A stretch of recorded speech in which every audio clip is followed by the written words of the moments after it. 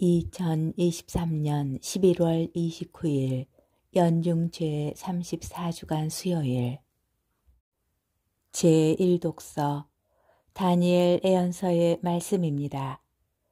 그 무렵 벨사차르 임금이 1000명에 이르는 자기 대신들을 위하여 큰 잔치를 벌이고 그 1000명 앞에서 술을 마시고 있었다.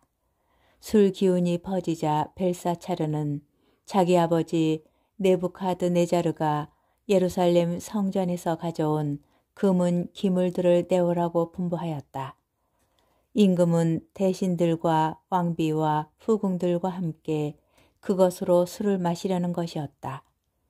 예루살렘에 있던 성전 곧 하느님의 집에서 가져온 금 기물들을 내오자 임금은 대신들과 왕비와 후궁들과 함께 그것으로 술을 마셨다.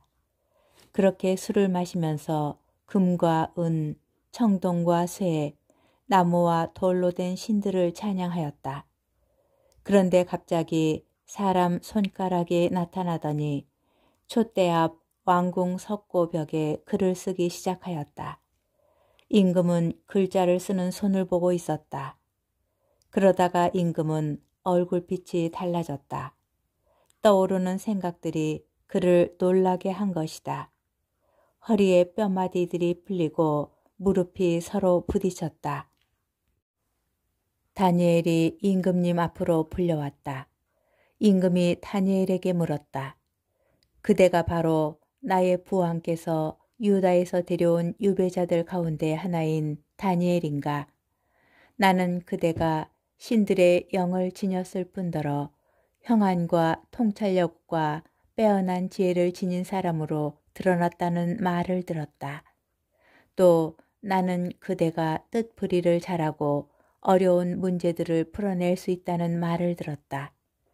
이제 그대가 저 글자를 읽고 그 뜻을 나에게 설명해 줄 수 있다면 그대에게 자주색 옷을 입히고 금 목걸이를 목에 걸어주고 이 나라에서 첫째가는 통치자로 삼겠다.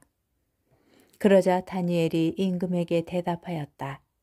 임금님의 선물을 거두시고 임금님의 상도 다른 이에나 내리십시오.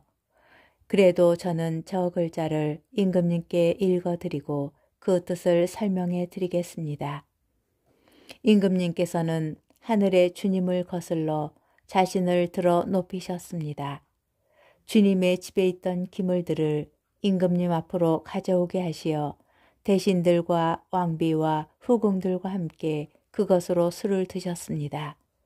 그리고 금과 은, 청동과 쇠, 나무와 돌로 된 신들, 보지도 못하고 듣지도 못하며 알지도 못하는 신들을 찬양하셨습니다. 그러면서 임금님의 목숨을 손에 잡고 계시며 임금님의 모든 길을 쥐고 계신 하느님을 찬송하지 않으셨습니다.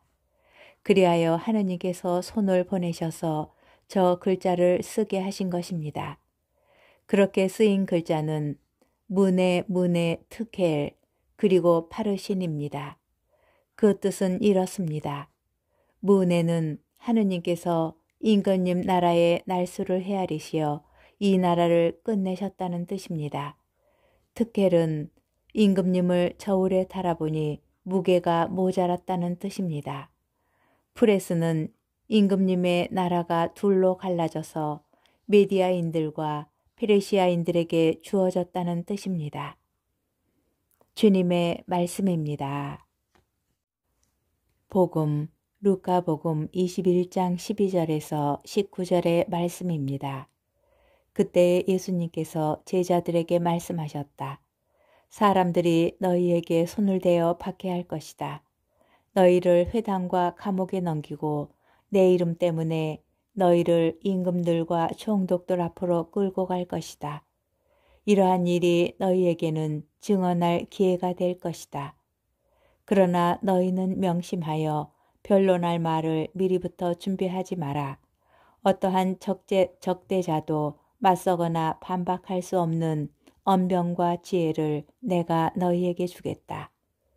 부모와 형제와 친척과 친구들까지도 너희를 넘겨 더러는 죽이기까지 할 것이다. 그리고 너희는 내 이름 때문에 모든 사람에게 미움을 받을 것이다. 그러나 너희는 머리카락 하나도 잃지 않을 것이다. 너희는 인내로써 생명을 얻어라. 주님의 말씀입니다. 오늘의 묵상. 오늘 복음에 따르면 예수님께서 우리 바람과 기대에 어긋나는 말씀을 하시는 것처럼 보입니다. 이 말씀을 어떻게 이해하여야 합니까? 그리스도인으로 산다는 것은 하느님의 자녀이자 예수님의 제자로 살아간다는 것을 의미합니다. 그렇다면 예수님께서는 어떻게 사셨습니까? 그분께서는 하느님의 아드님이셨지만 당신 자신을 한없이 낮추시어 비천한 인간이 되셨습니다.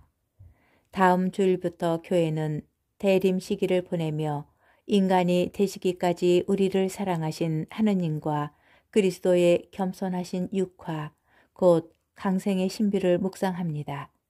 예수님께서는 3년의 공생활 동안 동고동락하였던 제자들의 발을 손수 닦아주실 뿐 아니라 당신을 저주하고 침뱉으며 못 박은 이들을 위하여 십자가 위에서 당신 자신의 목숨을 내놓으셨고 생의 마지막에 이르러 사랑과 겸손의 절정을 보여주셨습니다.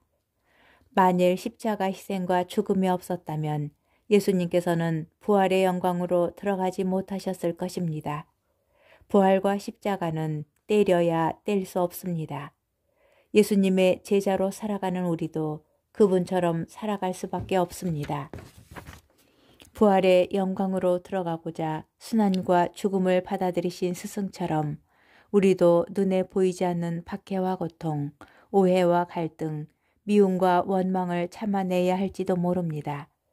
그 이유는 첫째, 이러한 시련을 통하여 우리 믿음은 단련을 받아 정화될 것이기 때문입니다. 둘째, 이러한 역경을 통하여 우리는 예수님 십자가에 우리 각각의 십자가를 일치시켜 나아갈 수 있기 때문입니다. 셋째, 우리에게 주어진 십자가를 성실히 짊어진 뒤에야 비로소 우리에게 부활의 영광이 상급으로 주어질 것이기 때문입니다.